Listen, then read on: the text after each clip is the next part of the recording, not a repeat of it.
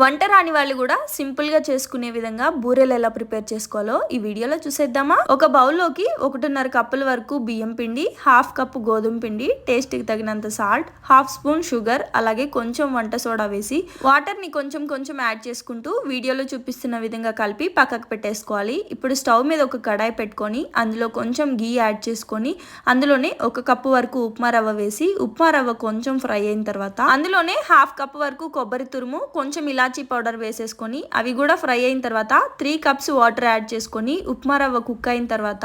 1.5 కప్పుల వరకు బెల్లం యాడ్ చేసుకొని బెల్లం అంతా కరిగి రవ్వ దగ్గరకు అయ్యే వరకు ఉడికిచ్చేసుకొని అది చల్లగా అయిన తర్వాత చేతికి ఆయిల్ రాసుకుంటూ ఉండలు చేసేసుకొని ఆయిల్ బాగా వేడైన తర్వాత పూర్ణం ఉండల్ని ముందుగా మనం ప్రిపేర్ చేసుకున్న బ్యాటర్ లో వేసుకొని స్పూన్ తో గానీ ఫోర్క్ తో గానీ ఇలా ఒక్కొక్కటిగా ఆయిల్లో వేసుకుంటూ హై ఫ్లేమ్ లో పెట్టి కుక్ చేసుకున్నాము అంటే అమ్మవారికి ఎంతో ఇష్టమైన పూర్ణం బూరెలు రెడీ.